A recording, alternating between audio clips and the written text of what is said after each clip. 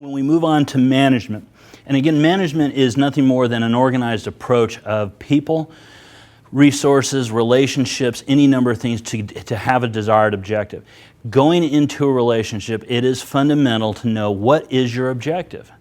Ultimately, if you don't have a relationship objective, do not commit to one. Why are you committing to one if you don't have an objective? Most likely it's going to be because of a dependency need. You're exchanging sex for commitment, and you're not strong enough willed as an individual to stand on your own and live on your own in an autonomous way.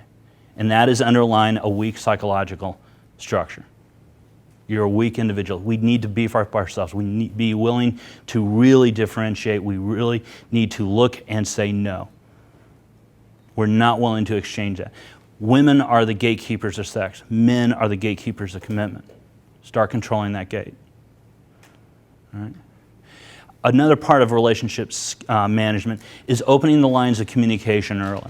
And it's not just communication, it's going to be communication in the critical realms of what does it mean to be in a committed relationship? What does it mean to be, your sexual involvement, your intimacy level, finances, friends, both mutual and shared. All the common relationship elements are going to be there, all right? And we're going to need to be looking at those as well. And there are a tremendous number of other drivers we need to evaluate and discuss openly. All right? And we need to take a healthy approach to this. Unfortunately, I've run a little bit long on it. The last thing I want to talk about is we need to be able to protect ourselves as men. I'm going to jump way ahead of my talk. And part of this is if we're looking at marriage, we need to look and realize that marriage as an institution is primarily an economic one. And based on that, we need to have an economic response to it, not a moral, not a cultural one. Part of that is preparing yourself for it. Absolutely, without a doubt. All right, the critics and pundits will sit down and say marriage is for the poor. Marriage is for men who can't afford the rent.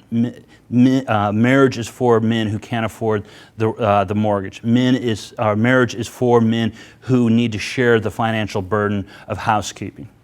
All right. Marriage is for people who can't afford retirement benefits or insurance benefits or child rearing capabilities. Men that can't afford either through cost or by intellectual decree the ability to outsource. The wealthy do for cause. Based on all that, and I don't necessarily agree with it, but there's a strong argument for it.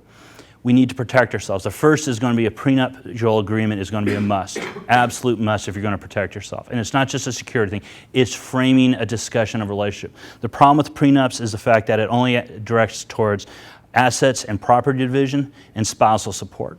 Under no circumstances does it involve children or child custody because it's up to, at the time, the child's best interest. So you cannot have a legal element in family law governing that. Not only that, lawyers and primarily judges are actually playing loose with some of the standards and actually waiving some of that off based on outlandish lifestyle agreements.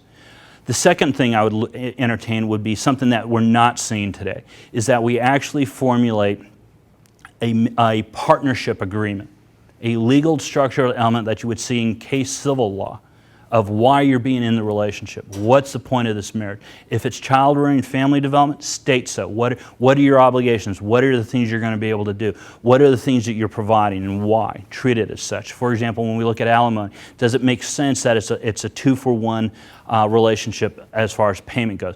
For every 2 days you're with her, she gets a paid alimony.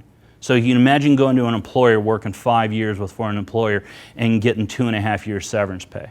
That doesn't happen out in the economy, but it happens in family law. All right? Setting the tone against an economic standard would dramatically transform that. All right? The third one is I would look at putting incentives back into the marriage.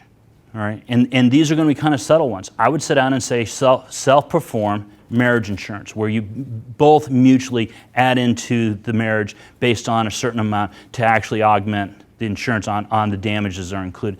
The second one is under civil law, have civil penalties assigned to breaches of failure. We do it in business models. We should do it there. That would usurp the family law elements. And this goes for either sex. It needs to be mutually compatible. I'm not just talking from a man's side.